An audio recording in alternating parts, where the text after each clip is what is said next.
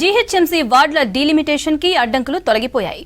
పిటిషనర్లకు మాత్రమే మ్యాప్లు, జనాభా లెక్కలు ఇవ్వాలని హైకోర్టు ఆదేశించింది. హైకోర్టు తీర్పుతో వార్డులకు మళ్లీ పాత పేర్లే ఉండనున్నాయి. ఈ నెల 31 లోపు ప్రభుత్వానికి నివేదిక ఇవ్వనున్నారు అధికారులు.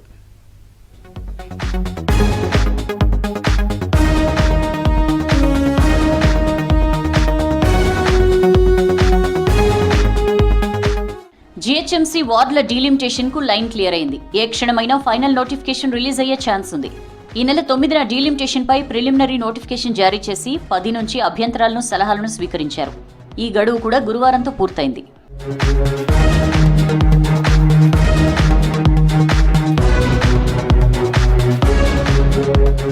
వాస్తవానికి మంగళవారంతోనే గడువు ముగిసినా నలుగురు వివిధ అంశాలపై అభ్యంతరాలు వ్యక్తం చేస్తూ కోర్టును ఆశ్రయించడంతో మరో 2 రోజులు గడువు పెంచారు. దీంతో గురువారం సాయంత్రం వరకు అన్ని చోట్ల కలిపి 5,905 అభ్యంతరాలు, సలహాలు వచ్చాయి. జీహెచ్ఎంసీ కూడా హైకోర్టులో సవాల్ చేయగా ప్రక్రియను ఆపాల్సిన అవసరం లేదని, పిటిషన్లు దాఖలు చేసిన నలుగురికి డీలిమిటేషన్ మ్యాప్లు, వార్డుల జనాభా లెక్కలను ఇస్తే సరిపోతుందని ఆదేశించింది.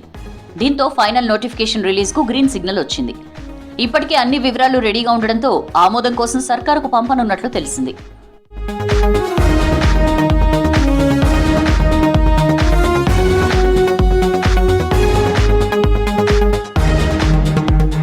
డీలిమిటేషన్ పూర్తవడంతో జీహెచ్ఎంసీ ఎన్నికల నిర్వహణకు ప్రధాన అడ్డంకి తొలగింది.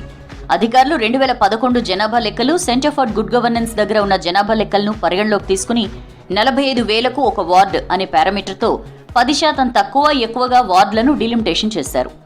ఈ లెక్కలను ఈ నెల 31 లోపు కేంద్ర ప్రభుత్వానికి నివేదిస్తారు. నోటిఫికేషన్ విడుదలైన వెంటనే వార్డుల వారీగా ఓటర్ల జాబితా రూపొందిస్తారు. తర్వాత ఆయా సామాజిక వర్గాల వారీగా రిజర్వేషన్లు ఖరారు చేసే అవకాశం ఉంది.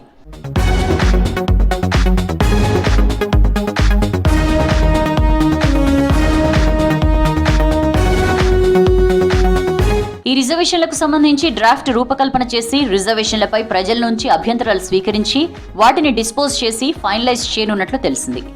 తర్వాత సర్కార్ ఆదేశాల మేరకు జీహెచ్ఎంసీ పరిధిలోని 300 వార్డులకు ఎన్నికలు నిర్వహించే అవకాశాలున్నాయి. దీనికి అంతటికీ ఏడాది వరకు టైం పట్టొచ్చని అంటున్నారు. ఒకవేళ కేంద్ర ప్రభుత్వం 2027లో జనాభా లెక్కలు నిర్వహిస్తున్నందున ఆ లెక్కల ఆధారంగానే ఎన్నికలకు వెళ్తారన్న ప్రచారం కూడా జరుగుతోంది.